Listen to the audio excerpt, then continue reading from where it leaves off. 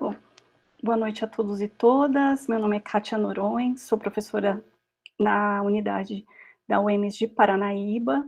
Estou muito feliz de compor essa mesa com todos vocês. Então, a saudação aos professores que vão lançar livros hoje. Então, a professora Amanda, o professor Cláudio, o professor Diogo e a professora Mônica. Nesse caso, acredito que a professora Ana Klein também está aqui presente e ainda representando a professora Mônica, mas nós aguardamos o ingresso da professora Mônica. E considerando os protocolos de acessibilidade, eu vou começar com a minha descrição, e eu vou pedir a todos e todas também que expor, né, tanto no lançamento de livros, quanto na condição de perguntas ou informações a respeito das obras, que se descrevam também, considerando que as pessoas que vão assistir essa apresentação posteriormente possam entrar em contato com todas as informações aqui descritas e faladas, né, expressas. Bom, meu nome é Kátia, eu estou na minha sala, na sala da minha casa. Então, a parede é toda de tijolos aparentes. Eu sou uma mulher negra, uso óculos, o meu cabelo é curto, crespo. Eu estou usando brincos hoje, e sim, só aparece na câmera o meu rosto.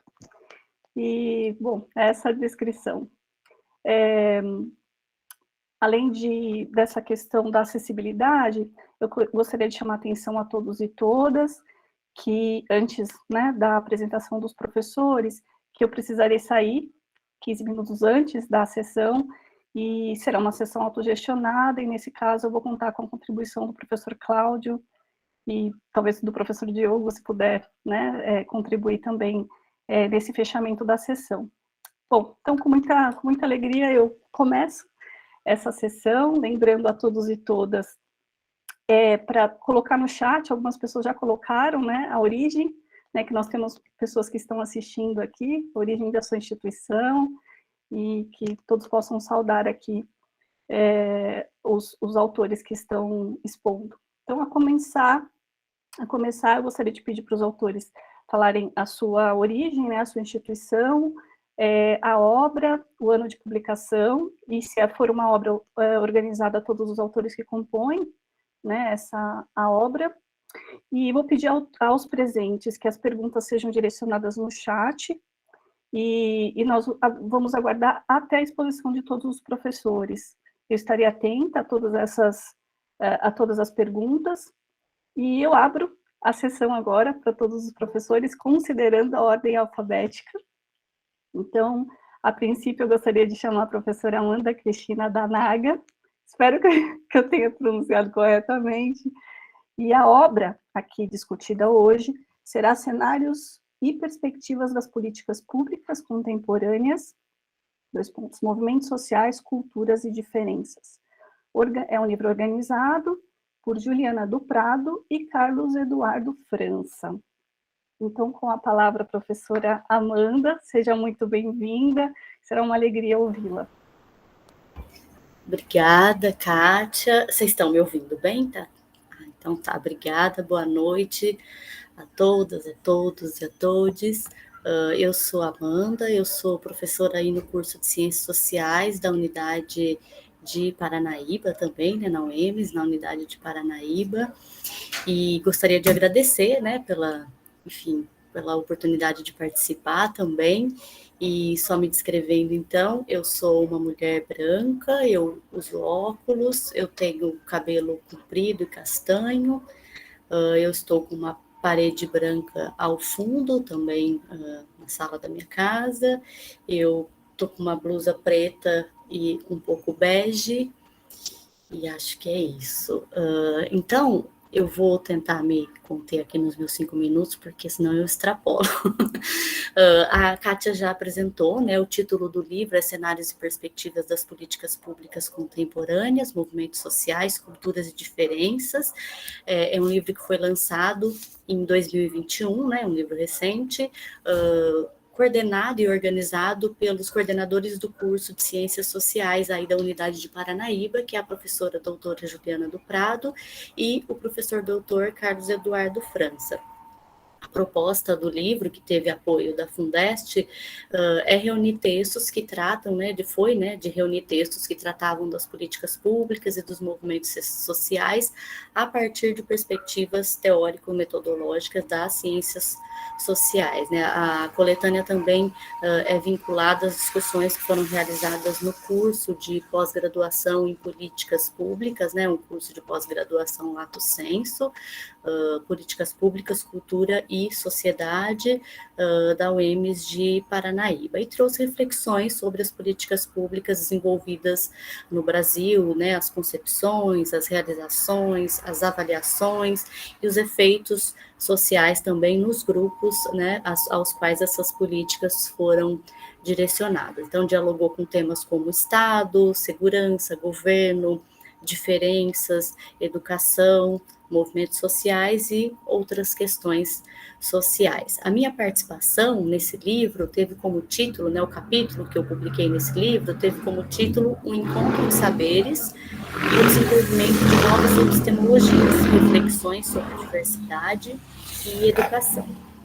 Então, a ideia desse capítulo foi tratar um pouco da diversidade étnica e cultural como um tema fundamental, né, para pensar a constituição da população brasileira, e um tema também assegurado por lei no artigo 215 da Constituição Federal. O texto buscou pensar um pouco, então, as maneiras de conceber essa diversidade nos ambientes de ensino e aprendizagem, né? Pensando desde a educação básica e culminando na educação em nível superior. A ideia foi começar discutindo o que eu chamei, né, o que eu chamo de uma diversidade mal compreendida, né? Porque no Brasil, a diversidade ela foi erroneamente, né, equalizada sobre a premissa da mistura entre as raças, o que imprimiu uma história contada sempre no singular, a partir de uma única perspectiva, né, não que não haja a mistura das raças, mas a maneira como essa mistura foi narrada, e como ela é narrada, né, nos livros, etc., acaba suscitando, né, um debate carregado de equívocos, né?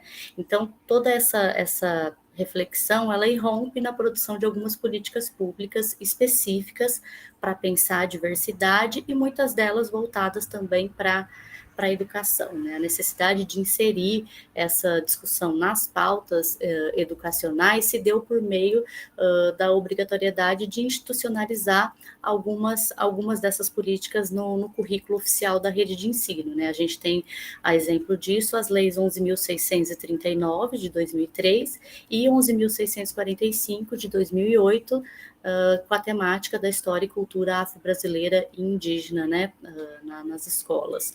E o objetivo dessa temática, né, dessa lei, é dissipar um pouco esses racismos estruturados e tentar trabalhar os modos plurais que as diferenças assumem para poder contribuir na conscientização da formação de pessoas mais respeitosas e, enfim, na prática do diálogo também, né? Uma tentativa de dissolver esses estigmas imputados a outras formas de vida que não as formas hegemônicas de matriz branca que a gente já conhece, né? Mas aí a pergunta que fica é como que se ensina aquilo que não se aprendeu, né? Como que se transforma esses conteúdos a serem desenvolvidos em sala de aula, respeitando o que prevê essas leis, atrelando, né, fazendo uma comunicação entre esse conhecimento sobre essa diversidade cultural, a diferença, né, e aquilo que é produzido na universidade, o conhecimento que é produzido na formação dos professores, que são aqueles que vão entrar na rede pública de ensino. E aí, o que se tem na análise desse material, né, já muitos anos depois dessas leis entrarem em vigor, são muitos equívocos na produção dos materiais e pouco avanço também na avaliação que se faz dessa política pública, né? A longo prazo, como que a gente pode pensar em alterar esse cenário? Eu fiz alguma reflexão pensando que mais do que criar um canal de conhecimento, né, um canal de comunicação entre o conhecimento que é produzido academicamente e a elaboração dos conteúdos a serem transmitidos em sala de aula, é imprescindível que se fortaleça as políticas públicas de ações afirmativas e cotas raciais para ingresso e permanência daqueles que sempre foram excluídos desses espaços institucionalizados onde se produz a intelectualidade, né? Pessoas negras, indígenas, trans, e o processo histórico da colonização e de exclusão política, cultural, econômica e epistêmica dessas pessoas na produção, né, do conhecimento. O Krenak faz uma crítica a isso, né, dizendo que não basta o acesso, que essas políticas de acesso, elas não podem vir acompanhadas de um nivelamento estético e conceitual, de colocar essas pessoas nesse nivelamento, né. Então, mais do que as presenças fundamentais dos corpos negros e indígenas no ambiente acadêmico e de produção científica, possibilidades, né, seriam necessárias aí possibilidades de compartilhamento e de abertura para novos conhecimentos, né, para a composição de novas e de outras epistemologias.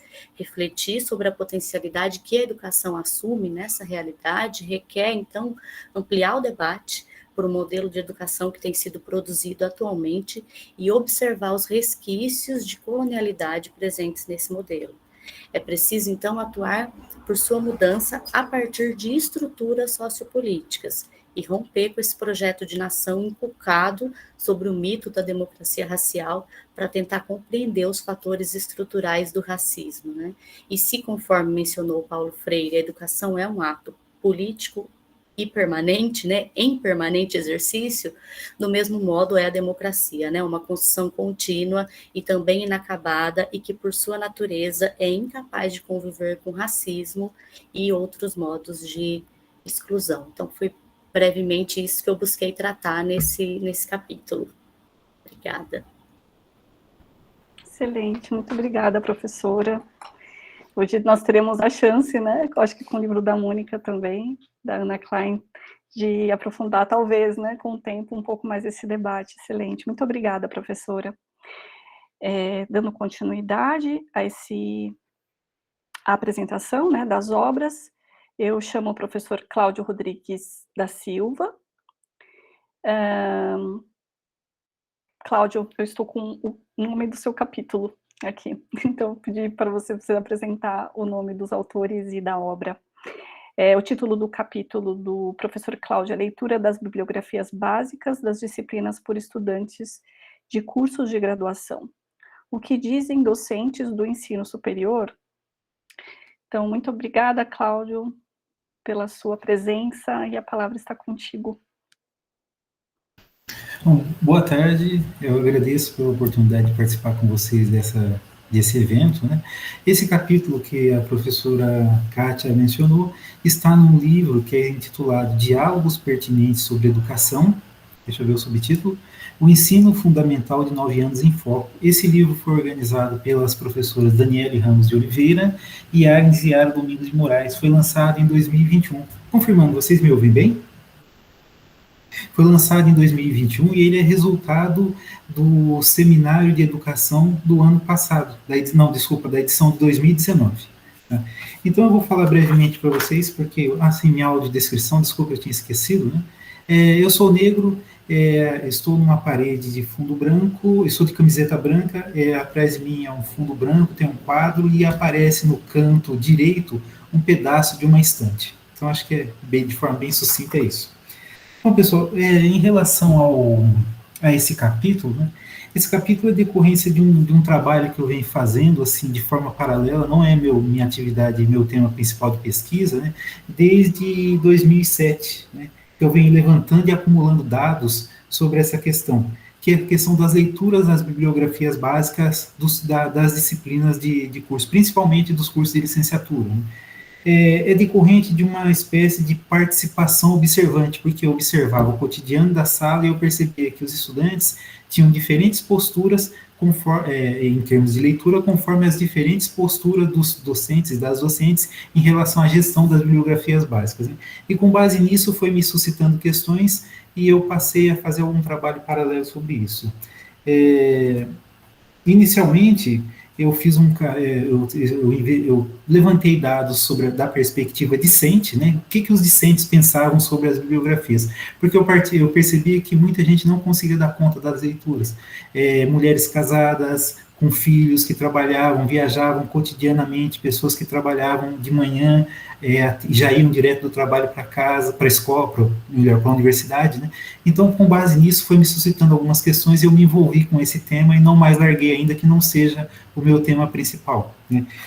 Aí, inicialmente, eu levantei a perspectiva discente, que resultou num capítulo de um outro livro, e nesse evento eu apresentei um pedaço da perspectiva docente, para ver uma coisa é os discentes pensando sobre isso, e outra coisa são docentes pensando sobre isso, né? Então, no caso desse capítulo, foram docentes de diversas instituições de ensino superior, públicas e privadas, de cursos de licenciatura e de bacharelado, de diferentes regiões do país, né? E de diferentes áreas do conhecimento também. Então, a miscelânea, o que eles pensam sobre essa questão da bibliografia, das leituras das bibliografias, né?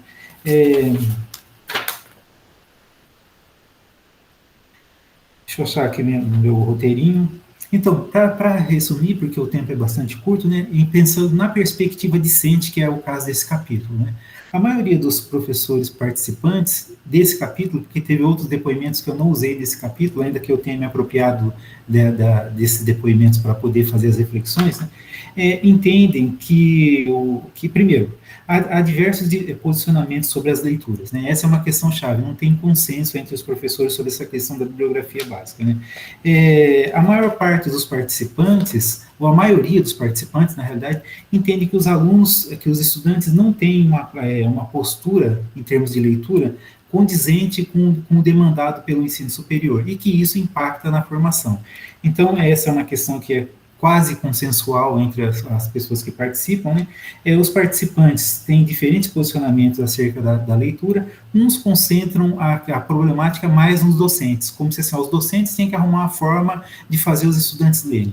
Outros concentram a problemática nos estudantes. Veio para cá, aqui não é quartel. Eu lembro da palavra de um professor, aqui não é quartel. Se veio para cá, veio para estudar, né? Outros matizam essa questão, colocam a problemática dos docentes, dos discentes, e tentam fazer uma espécie de meio termo, né?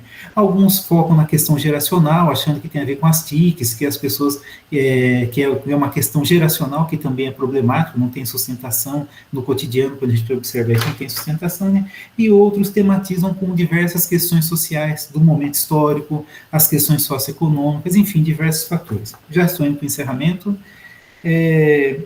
Alguns dos participantes literalmente disseram para mim que eu estou perdendo tempo estudando isso, porque é uma questão que não vai chegar a lugar nenhum, né? Outros entendem que é importante, né? E consideram que é necessário aprofundar essa questão, porque é uma questão que está, usando a expressão de um professor, jogada embaixo do tapete na universidade. E, enfim, a ideia é assim, mesmo que eu não tenha, né, entre essa questão de perder tempo e ser uma questão importante, né, quase que fosse alguns entendem que é uma espécie de aporia, não adianta discutir porque não vai chegar a lugar nenhum. Eu tento contribuir, né, de uma forma um pouco sistematizada, para não ficar usando palavras do professor Frigoto, né, nesse consenso balofo de que não tem que discutir nada porque não vai chegar a lugar nenhum, e nem numa espécie de dissenso balofo também, quer dizer, não dá certo, nunca vai chegar a nada porque todos têm posições diferentes, né? Eu tento, de uma forma sistematizada, contribuir para uma espécie de dissenso crítico e provocar essa discussão, ainda que a repercussão seja bastante ínfima. Agradeço, desculpa se eu passei o tempo, agradeço pela oportunidade e sua disposição para complementar se for necessário. Que bom que você fez essa pesquisa, Cláudio. Inclusive, até, né, tentando fazer uma ponte com o que foi discutido pela professora Amanda, uma das temáticas, uma das pautas colocadas pelos movimentos de acesso à universidade pública ou ao ensino superior é justamente questionando a bibliografia básica.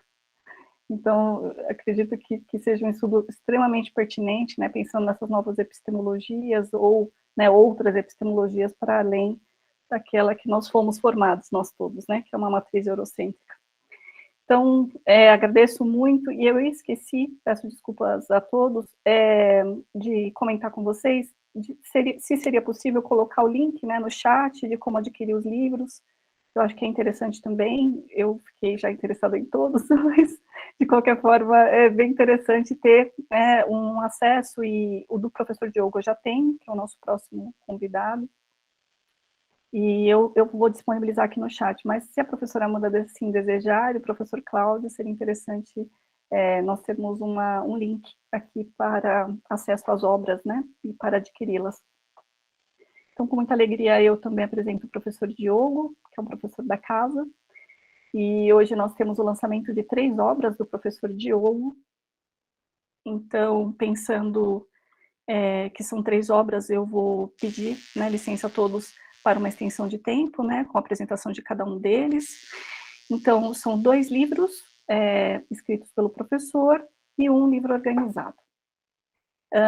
O primeiro livro que eu vou mencionar, professor Diogo, é Para Ser Historiador no Brasil, : A História de um País e o Ofício do Historiador, entre Alfredo Elis Júnior e Sérgio Buarque de Holanda, 1929 a 1959.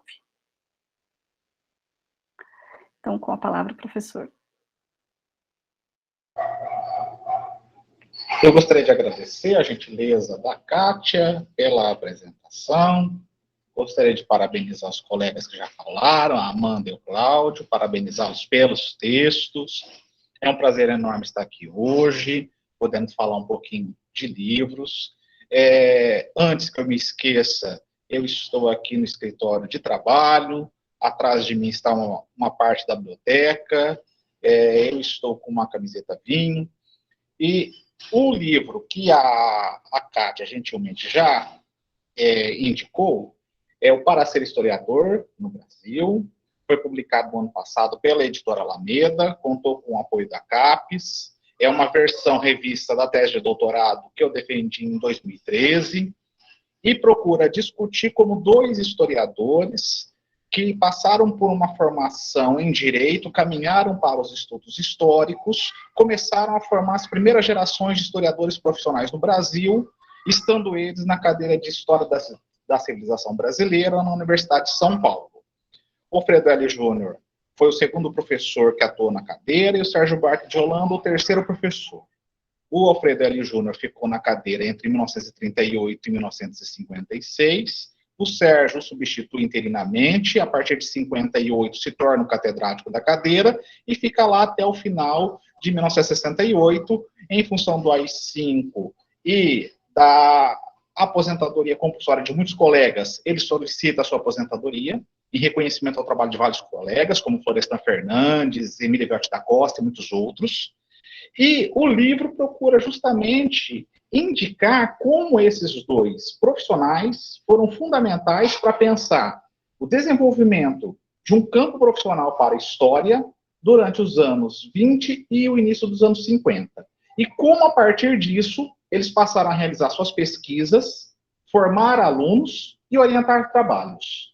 Para desenvolver essa questão, o texto foi distribuído em 2 momentos. Num primeiro momento, se discute uma guerra de ideias, que foi travada não somente por eles, mas por outros autores no período, para delimitar o campo da escrita da história, e cada capítulo procura discutir o que foi assim denominado como uma batalha pela temporalidade, como seria usado o tempo histórico na escrita da história, uma batalha pela periodização da história do Brasil, de que maneira cada um deles pensou a periodização da história do Brasil e como justificou o século XIX como sendo um momento crucial para o desenvolvimento da nação brasileira. Uma batalha pela verdade histórica, na qual ambos participaram do debate na imprensa periódica, especialmente de São Paulo e do Rio de Janeiro, e discutiam ali as fronteiras entre escrita da história de um lado, produção literária do outro, especialmente em relação aos romances. Uma discussão muito específica que eles fizeram sobre a representação do passado bandeirante, tendo em vista especialmente o curso de bandeirologia de 1946, que ambos participaram, e ali ambos discutiam como deveria ser pensada a história do bandeirante no Brasil. E, por fim, nessa primeira parte, uma batalha pelas regras do método histórico, onde cada um deles procurou pensar essas questões no curso de Geografia e História, do qual eles faziam parte na Universidade de São Paulo. Um segundo momento na demonstração está justamente em pensar o ofício de historiador no Alfredo L. Júnior e, num segundo momento, no Sérgio Buarque de Holanda, o crítico literário que se tornou historiador. Então, esse é, de uma forma muito sintética, muito resumida, o que o livro apresenta aqui para vocês. Evidentemente, fica aqui aberto, caso haja comentários ou questões a serem aqui apresentadas a respeito do livro. Muito obrigado, Kátia, por essa gentileza inicial, e espero ser sintético e rápido também na apresentação dos outros. Vamos lá. Então, a segunda obra do professor... só um momento. Segunda obra do professor é o curso de Geografia e História da FEFELESH, USP, e a Constituição de um Campo Disciplinar em São Paulo, 1934 a 1968. Esse que eu já deixei disponível no chat e tem acesso gratuito, né, professor? Sim. Então, tanto o primeiro, para ser historiador, como esse segundo, o curso de Geografia e História, ambos como tiveram fomento da CAPES, a versão do e-book você pode baixar gratuitamente. A Kátia já fez a gentileza de disponibilizá-lo no chat para vocês. Todos podem baixarem à vontade, esse é o objetivo de uma obra como essa. E assim como a Kátia já informou, enquanto em um deles se tratou especificamente do Alfredo L. Júnior e do Sérgio Buarque de Holanda, tendo como base como eles pensaram o ofício de historiador no Brasil num momento crucial em que a área começou a ser profissionalizada a partir da formação de novos profissionais na universidade, o curso de Geografia e História tomou como objeto justamente o curso de Geografia e História da USP, que foi o primeiro no Brasil a pensar essas questões. E logo, na sequência, foi criado o curso de História da Universidade do Distrito Federal, extinto no final de 1938, em função da criação da Universidade do Brasil e da Faculdade Nacional de Filosofia, Ciências e Letras, que criou um curso de Geografia e História e procurou nacionalizar os currículos, e a partir disso, durante um Estado novo, em formação no período, fazer com que esses currículos se prolongassem para todos os estados, com a criação de suas faculdades de filosofia.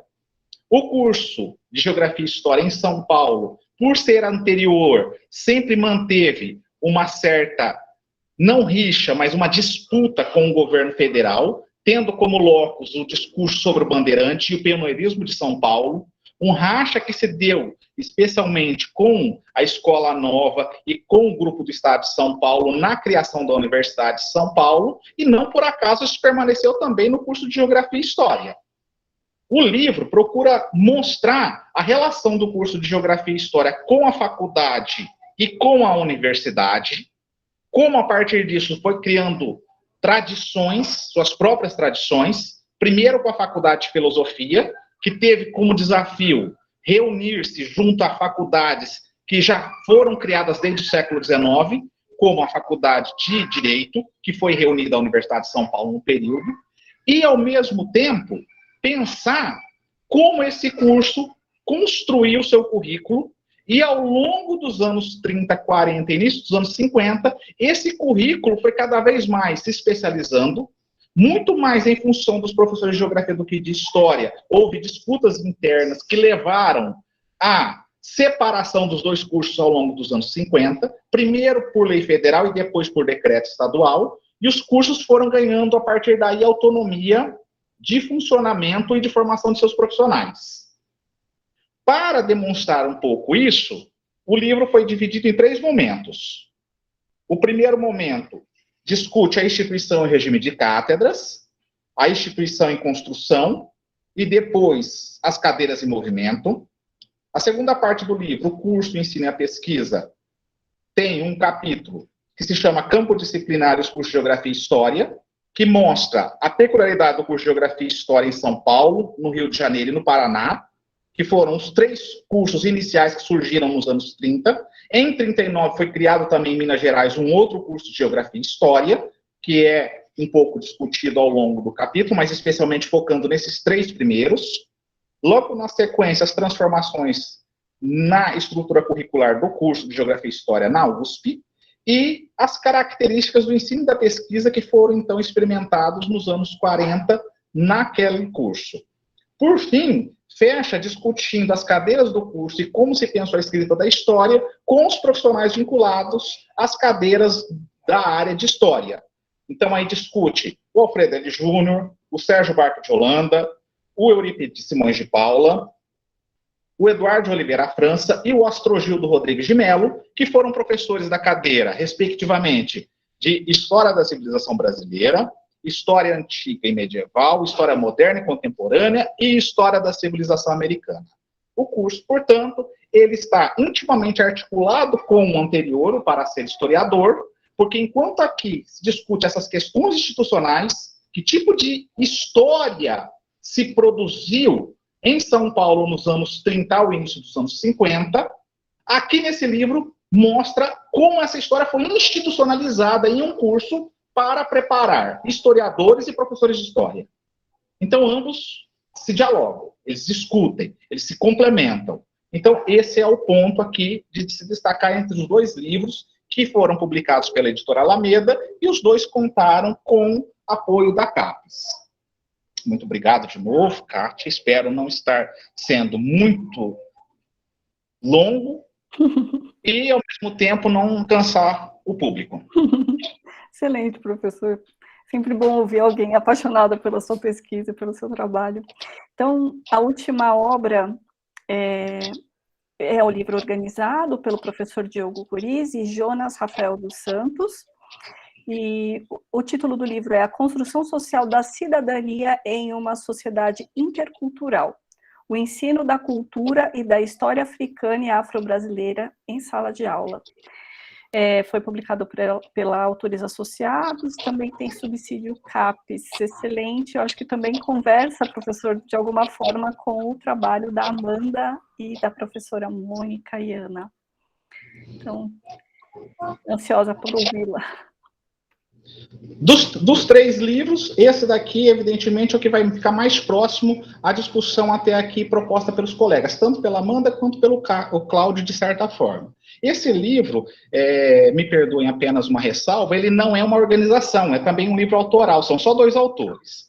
Eu e o professor Jonas, que é de Campinas, é professor do programa de pós-graduação em Políticas Públicas da Unesp.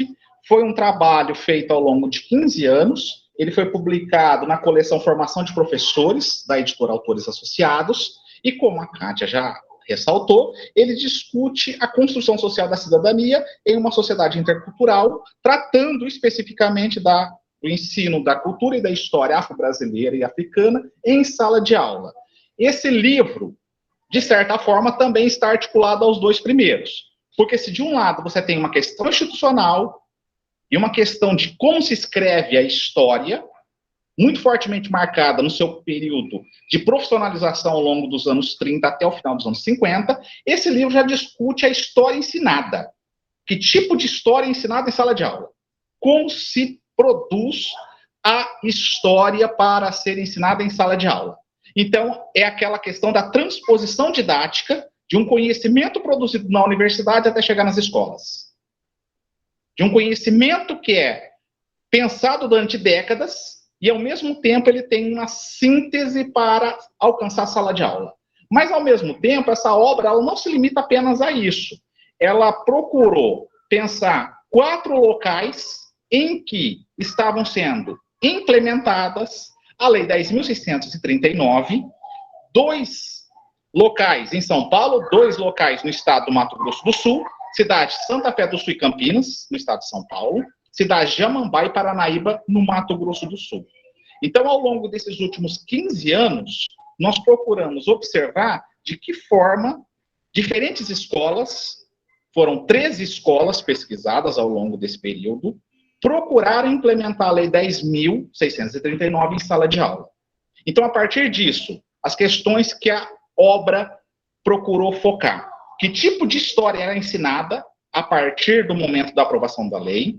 Que relações disciplinares e interdisciplinares se produziam nas disciplinas de História, Língua Portuguesa e Artes, mas que possibilidades poderiam haver aí a partir de uma relação com as disciplinas de Geografia, Matemática e Ciências, porque não somente as 3 primeiras que foram cruciais na aprovação da lei deveriam fazer parte desse rol de discussões interdisciplinares, mas todas as disciplinas que fazem parte do currículo.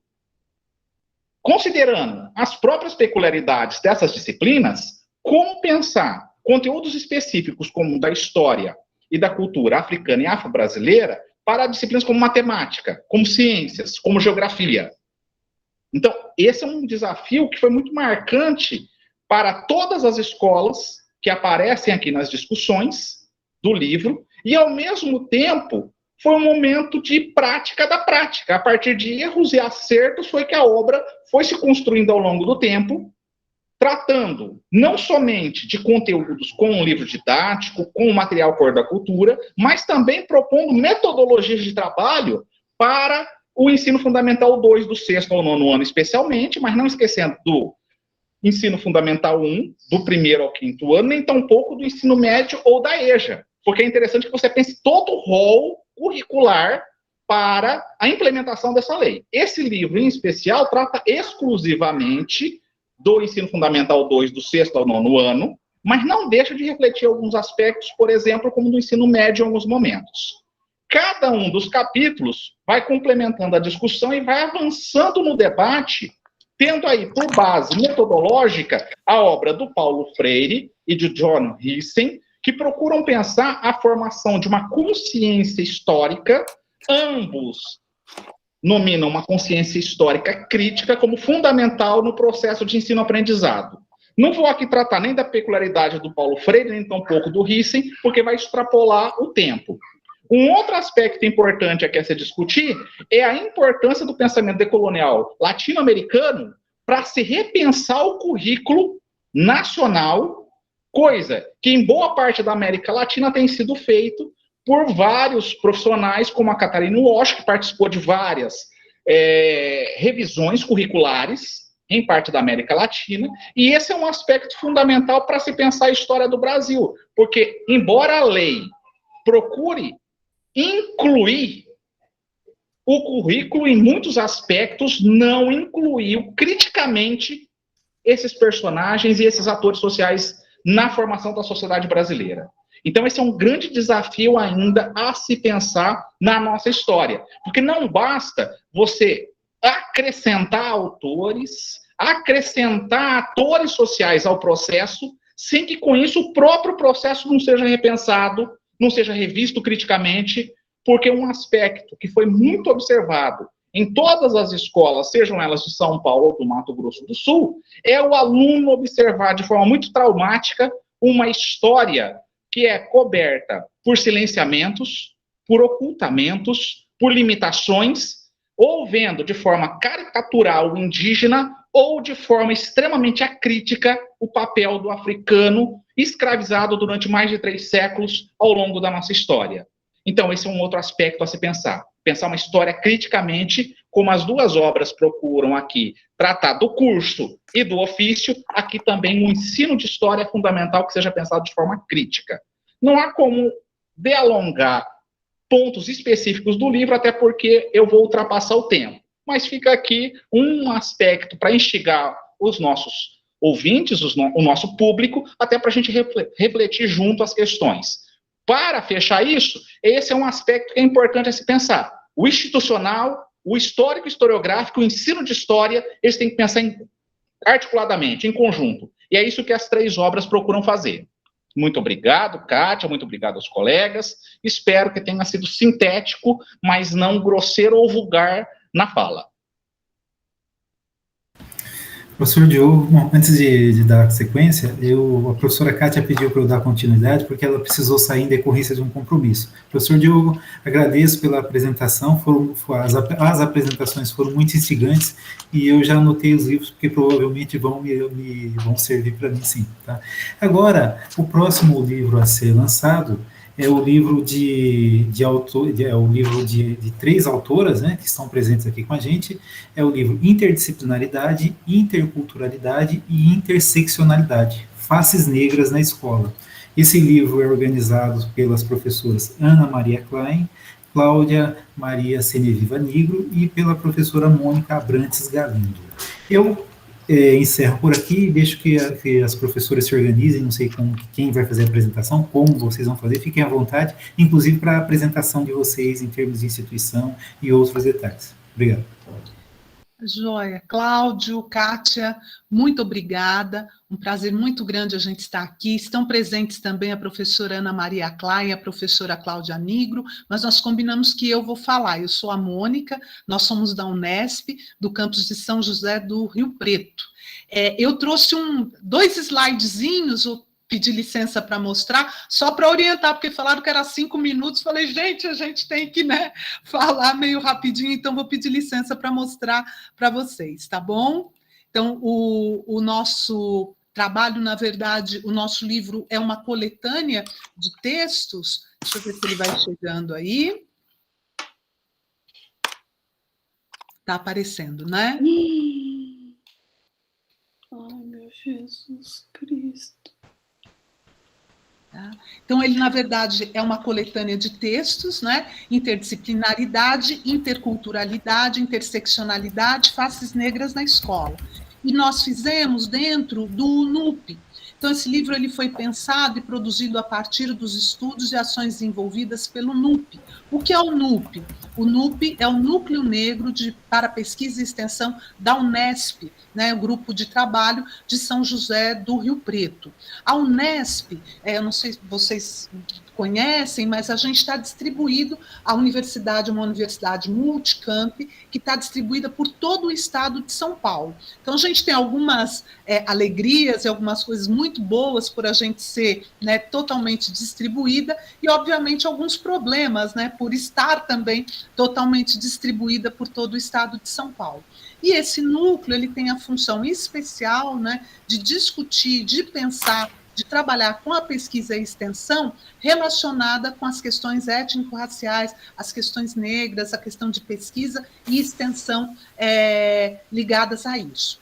Os autores que integram essa obra, de maneira direta ou indireta, têm contribuído para a discussão do combate ao racismo e valorização da cultura africana e afro-brasileira. O livro é uma coletânea de textos, né? Eu queria trazer, né, para a gente só localizar quais são os principais objetivos do NUP, que é quem nos patrocinou e onde nós nos juntamos, né, que é internalizar na Unesp o estudo, a pesquisa e o debate sobre a temática étnico-racial, gerar conhecimento novo e relevante sobre essas questões, divulgar os conhecimentos gerados na universidade sobre as questões étnico-raciais, promover o intercâmbio com outras instituições e facilitar o acesso à produção científica sobre a temática étnico-racial, de modo a manter o vínculo entre as atividades de pesquisa e sua extensão à comunidade. Esse trabalho ele foi escrito pelo grupo de São José do Rio Preto. Nós temos grupos de trabalho do NUP distribuídos pelo Estado, não em todos os nossos campos. Aliás, esse é o nosso plano, né, o nosso desejo é que a gente possa ter em todos os nossos campos em breve. E o que eu trouxe aqui, como eles são capítulos, eu achei que seria legal só mostrar um panorama para vocês. Então, eu dividi, né, está até com uma corzinha diferente, não está exatamente na ordem que está ali, mas juntei um pouco quais são os temas que a gente trabalha em cada um daqueles capítulos com autores diferentes. Então, a gente tem um capítulo que é Políticas Educacionais e a Questão Étnico-Racial, Entrecruzamento de Planos de Educação e Ações Programáticas no Maranhão, Liberdade, Racismo e Justiça, Direitos Sociais no Brasil e México. Então, separei um grupo aqui, são 2 artigos que, na verdade, falam em relação a 2 lugares, né? Uma das ações no Maranhão e outra no Brasil e no México. O outro, eu fiz um grupo, né, em que a gente falava um pouco de duas disciplinas em especial, e em especial a questão das ciências exatas, que um deles é o Face Negras e Face Femininas na Escola, as representações de raça e de gênero nos livros didáticos de física, e o outro, uma experiência com jogos africanos para o ensino de matemática e valorização da cultura africana. Tornar-se um outro grupo, né, de artigos, né, de capítulos, que falam um pouco mais diretamente sobre o ambiente escolar e algumas coisas ligadas à escola. Então, um deles é o Tornar-se Sujeito na Diferença, reflexões sobre questões raciais no ambiente escolar. Um outro, um estudo sobre a história da África e a cultura afro-brasileira, na disciplina de Conteúdos e Metodologia do Ensino de História do curso de Pedagogia, e discutindo o racismo no ensino médio, relato de um projeto. Então, a gente tem, né, um ambiente escolar mais amplo, a questão, uma coisa mais específica do curso de pedagogia, e um projeto, né, que foi feito no ensino médio. O outro grupo, né, trata mais diretamente com as questões de direitos humanos, e temos 2 capítulos, que é Educação em Direitos Humanos, Racismo Institucional e Antirracismo, e Desautomatizando Olhares Hegemônicos sobre a Diferença, que a gente discute as questões de direitos humanos e as questões dos olhares hegemônicos. E um quarto grupo, que eu chamei meio de personagens, né, que a gente tem um trabalho que é sobre a Carolina Maria de Jesus e a Maya Angelou, a existência por meio da escrita, a Mulher Maravilha, refletindo sobre feminilidades e mulheres negras a partir do filme, e o Regresso da Pantera Negra, discussão acerca das desigualdades étnicas e raciais no contexto do rap e do cinema contemporâneo. Observem aí que eu juntei os personagens fictícios e os personagens existentes, né? Carolina Maria de Jesus, Maya Angelou, com a Mulher Maravilha e o Regresso do Pantera Negra, que são artigos que a gente discute um pouco ou faz uma ligação entre essas questões e esses personagens, essas personagens, tá? Então, era isso, espero, né, com esse panoramazinho aí, cada um desses artigos foram escritos por autores diferentes, orientados ou trabalhando juntos comigo, com a professora Ana Maria Klein ou com a professora Cláudia Nigro, que estão presentes aqui. A ideia era a gente ter esse panorama, né, meio geral, e discutir um pouco essas questões das faces negras na escola. Foi um livro saiu pela editora Apres, né? Se vocês entrarem no site da editora, vocês conseguem, né, o acesso, ou em contato, né, com o e-mail da professora Cláudia Nigro, para quem quiser adquirir. Então, é isso, né? Não sei se as minhas colegas gostariam de comentar alguma coisa, mas se não, era esse panorama geral que eu queria falar com vocês. Obrigada.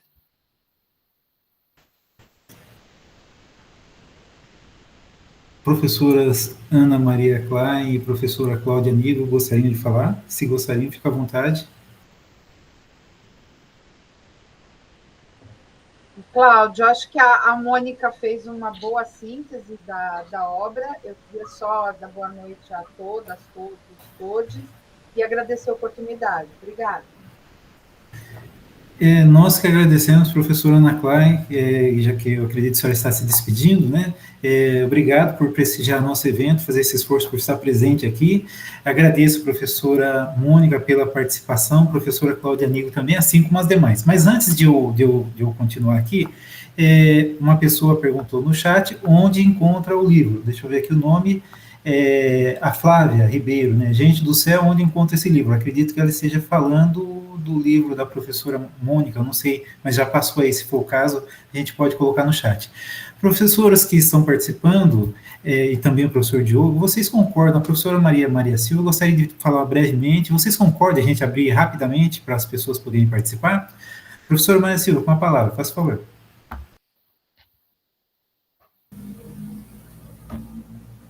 Olá, boa noite. Eu só quero parabenizar todas as apresentações.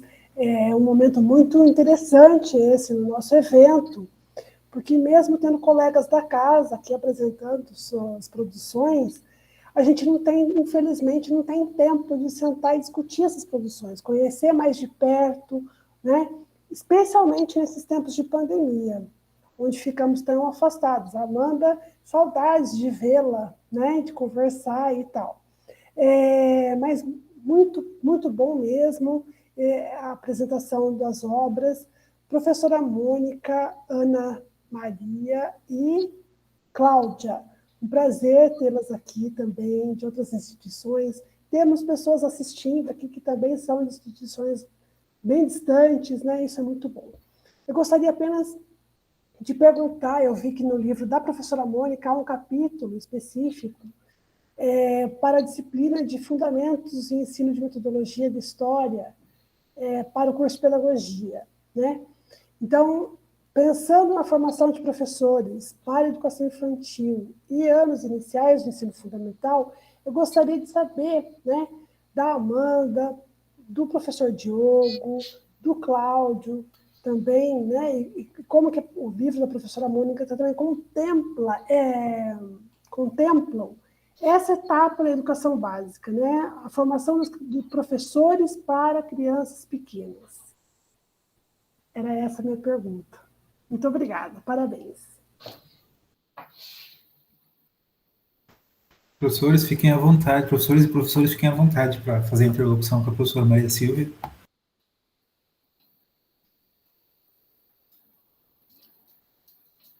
O nosso, né, Silvia, obrigada, viu? Você já viu, né? A gente tentou, né, fazer esse panorama, então, essa ideia, né, dessa discussão com o pessoal da pedagogia, ele aparece ali, né? E, na verdade, a gente tem os outros capítulos em que a gente discute um pouco essa questão da música e mesmo dos personagens, em que isso, de alguma forma, pode ser utilizado também. Mas a gente tem, sim, essa preocupação, né, de que essa formação dos professores, em especial levando a ideia de que a gente tem que estar trabalhando com a questão da Lei 10.639, com a lei que... A gente tem a lei, né? Mas a gente precisa que ela seja efetivada. E um aspecto importante é através da formação dos professores, ele tem que aparecer, sim.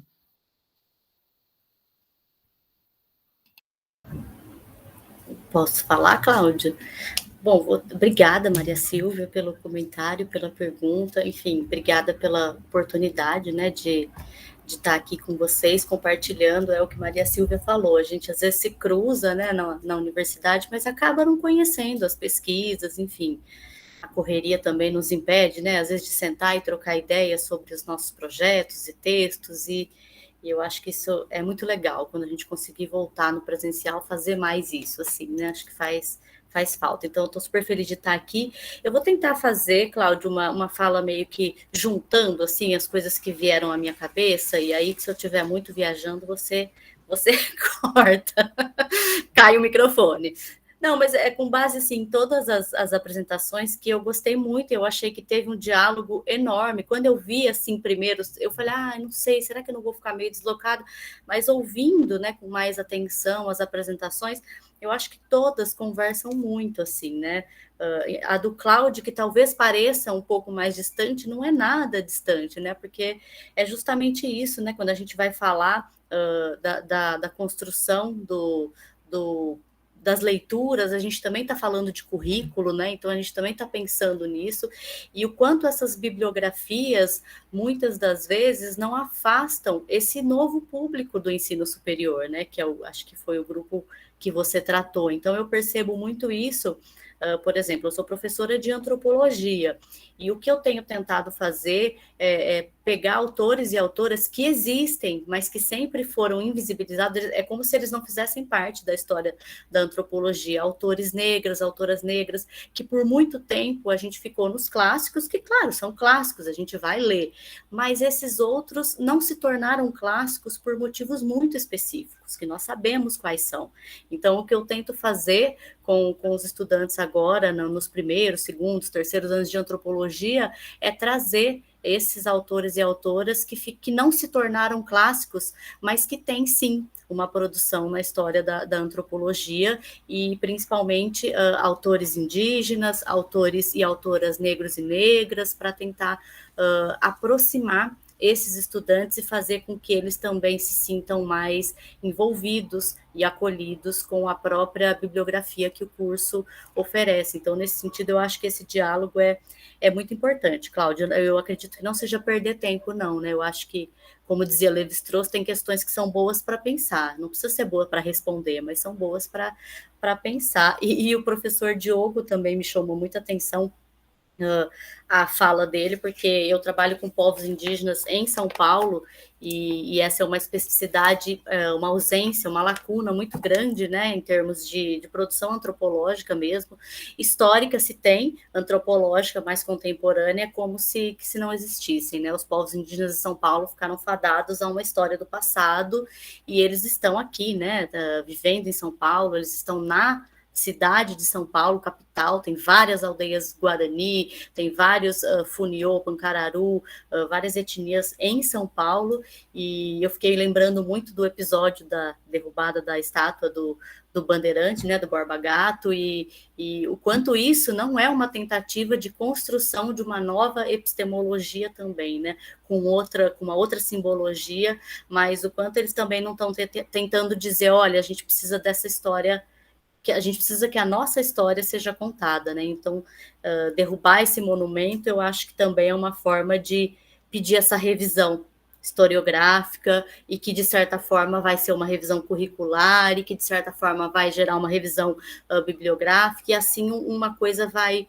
vinculando na outra, né? Por isso que eu acho que todos os temas conversam, assim, de uma maneira muito, muito pungente, assim. Eu fiquei muito contente, e eu acho que é isso, né? Eu estudei na Unesp de Araraquara, Mônica, então também conheço o NUP, né? Através do professor Dagoberto, acho um trabalho sempre muito incrível. E tenho tentado muito trazer autores negros e negras para essa antropologia, inclusive tem surgido um movimento agora que se chama Vozes Negras na Antropologia, e é importante que se diga que isso não é uma boa vontade de nós, né, de pessoas brancas, mas é sim uma demanda desses novos corpos dentro das universidades, dizendo, olha, nós estamos aqui e nós sabemos que não é essa a única história, que não é esse o único olhar. E aí os professores e professoras estão se vendo nessa necessidade de mudança curricular mesmo, e eu acho que é super importante, é super válido, e eu fico muito, muito contente, assim, de conseguir juntar todas essas...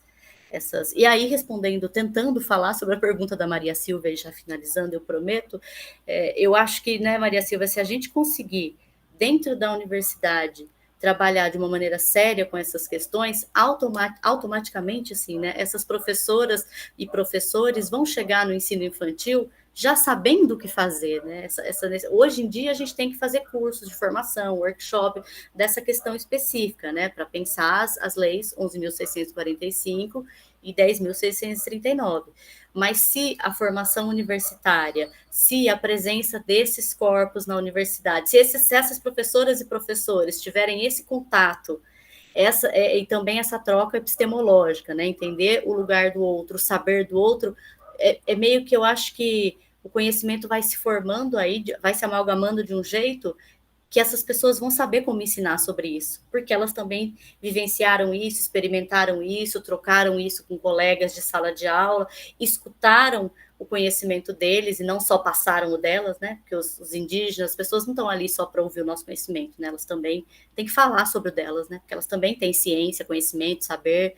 Então, eu acho que isso vira meio que, a longo prazo, a resposta está dada, né? Mas aí precisa de políticas públicas no ensino infantil, médio, superior, enfim, muito longe desse retrocesso, que é o que a gente está vivendo agora, né? A hora que a gente achou que estava indo, não só pousou, né? Caiu.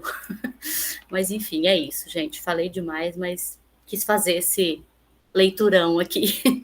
Obrigada.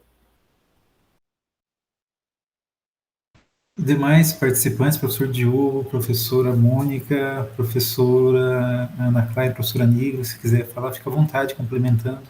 E aproveitando, Amanda, obrigado por essa articulação que você fez.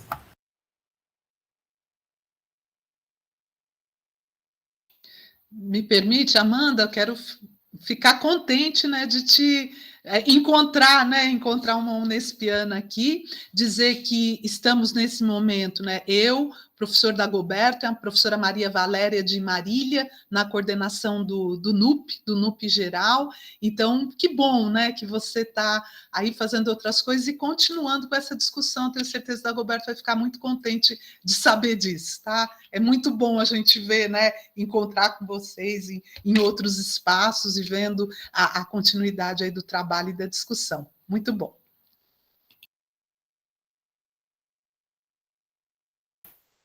Professor Diogo, não sei se você quer falar, fica à vontade.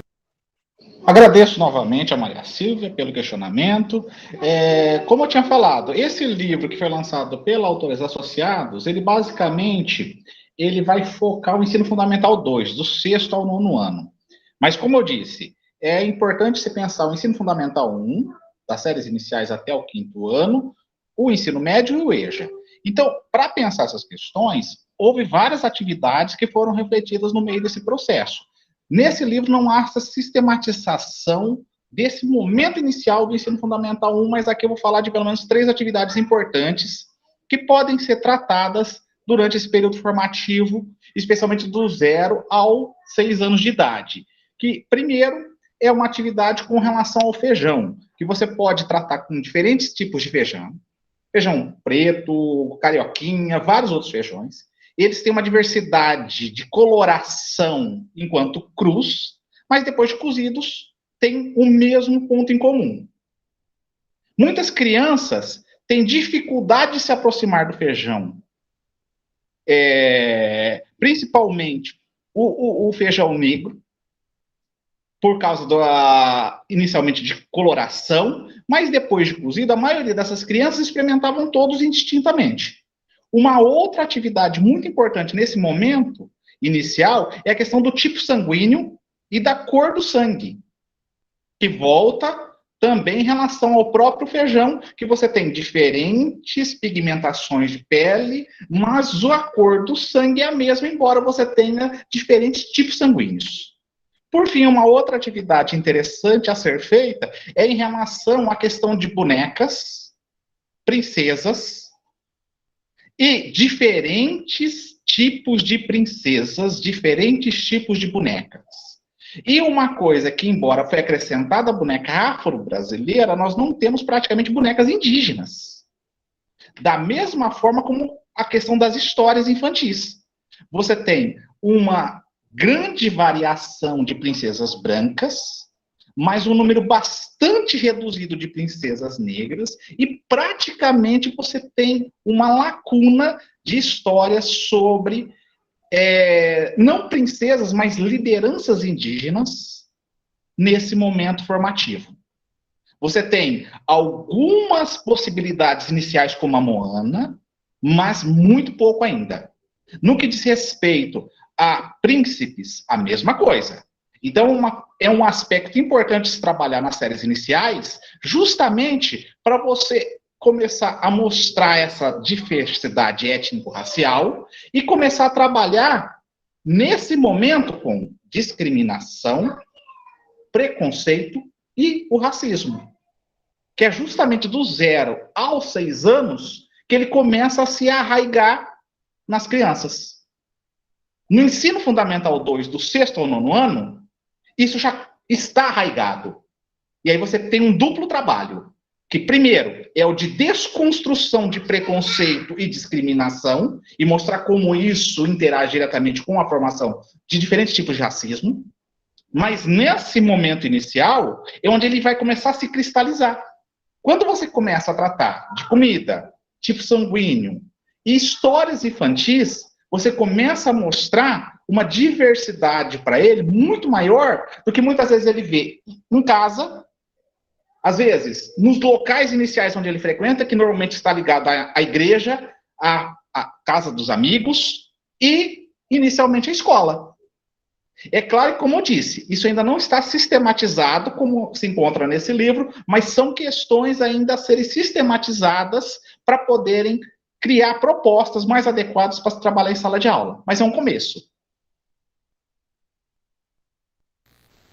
Rapidinho, Cláudio, quero agradecer os comentários de vocês. a pergunta me foi provocada a partir da descrição do livro do Diogo mesmo, falando das práticas pedagógicas, né? Nós ainda temos, infelizmente, na educação infantil e nos anos iniciais, muitas práticas estereotipadas, né? Isso ainda é muito forte, muito marcante, e nós temos um trabalho árduo aí pela frente para combater essas práticas e reverter isso, superar isso, né?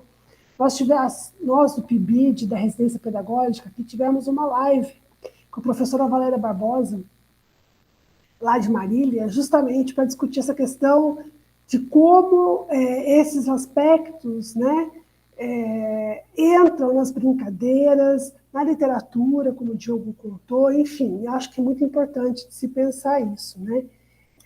Muito obrigada, foi ótimo, parabéns. Mais alguém gostaria de colocar? A gente está com o tempo bastante reduzido, né, porque a gente tem uma outra atividade, mas se for alguma questão mais pontual, não sei se algum professor ou alguma professora gostaria de complementar alguma questão. Eu aproveito então, professor Maria Silva, pensando, talvez eu não consiga dar conta da provocação que a senhora fez, mas uma das questões com esse trabalho da leitura que eu penso é a questão da inter-relação entre os diferentes níveis de ensino, né, o superior, e aí o ensino superior e o ensino básico, né, e a formação de professores é uma dimensão chave nessa questão, porque ela impacta tanto no nível superior quanto na educação superior quanto na educação básica, né. Não vou estender muito, tá? E aí, uma das questões que a gente coloca, estamos organizando um livro com uma professora sobre leitura, com uma professora da universidade, de uma universidade do Paraná, e uma das questões que a gente se coloca, que não é novidade, é que como pode alguém que se diz professor ou que quer ser professor ou professora, não gostar de ler ou não saber ler, né? E esse é um desafio que a gente encontra, que os professores estão dizendo, a questão não é que não gostam de ler, não é que são só relatos, muitos não têm domínio da leitura e da escrita, alfabetização. Então, a gente está pensando, assim, essa preocupação pensando qualidade e quantidade, né, e a pedagogia é um curso-chave na questão da formação de leitores, na educação infantil, anos iniciais do ensino fundamental, sem contar outras áreas de atuação. Então, a gente pensa nessa articulação também, né? E também pensando aqui na questão da temática étnico-racial, né, na questão da diversidade, o que eu penso? Porque faz parte da minha história, né? O risco, que não é um risco, isso acontece efetivamente, da formação, se o Bourdieu e Champagne falavam dos excluídos do interior, nós estamos com os excluídos no interior, né? Estão no curso, estão fazendo o curso, saindo com a certificação, mas sem apropriação dos conhecimentos. Então, a minha aporia, a minha divagação nessa aporia aí, que uns dizem que eu estou perdendo tempo, eu estou pensando mais ou menos nisso, né? Então, eu não sei se eu consegui situar a minha posição para você em relação a isso. Pessoal, então, ó, como a gente está com uma agenda apertada, a gente tem um próximo evento, algumas pessoas têm outros compromissos, eu gostaria de, inclusive, aproveitando, a professora Kátia precisou sair, mas ela pediu para que eu, em nome dela, inclusive, eu fizesse os agradecimentos também, né, em relação à participação de vocês no momento que ela estava aqui fazendo a coordenação. Eu fiz uma breve anotação no rascunho aqui, porque senão me perco, tá? O tempo limita bastante, a gente poderia conversar bastante sobre essas questões, né? Abrir também para o público, provavelmente teriam perguntas instigantes, mas infelizmente não foi possível, né?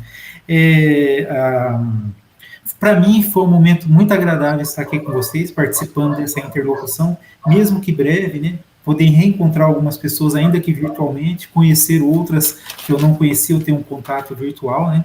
Agradecer, ou reiterar os agradecimentos à professora Amanda, professor Diogo, professoras Ana Klein, a professora Cláudia Nigro, a professora Mônica Galindo, por ter se disposto a participar dessa sessão de lançamento e prestigiar nosso evento, né? Agradecer ao público que participou, que inclusive continua aí com a gente, professora Maria Silvia, pela participação prestigiosa no nosso evento, né? E seguramente, se não fosse a participação de vocês, tanto professores e professores que apresentaram, quanto do público que estavam acompanhando a gente, o nosso evento não teria sido o mesmo. E a gente reitera o convite para vocês participarem da nossa próxima atividade, que o link está no chat aí para vocês. Muito obrigado. Eu continuo por aqui, caso alguém queira conversar ou alguma dúvida, eu continuo por aqui. Muito obrigado. Boa noite, pessoal. Obrigada. Até a próxima. Obrigado, professor Mônica. Obrigado. Até a próxima. Boa noite, pessoal. Boa noite, Obrigada. Cláudia. Boa noite, Amanda. Faz tempo que eu não te vejo, mas eu já estive na sua casa. Você lembra de mim? Eu sou orientadora da Michela. É verdade. Agora Ouça eu enquanto. tela. É verdade. Você vê que gostou? É verdade, Eu perguntando, achei ótima a sua questão. Não quis falar para não atrapalhar vocês, mas adorei estar aqui, viu, gente? Obrigada por tudo. Beijos para vocês. E, Cláudio, continua firme e forte na pesquisa, porque pesquisa com leitura, letramento é importantíssimo. Né? Obrigado, professora Cláudia. Até mais. É isso mesmo. Tchau, prazer, Kátia. Voltem para cá assim que possível. Vamos voltar. Traz a Mônica. Nós vamos sim. Obrigada, viu, pessoal? Até a próxima. Obrigado. Estamos juntos. Valeu.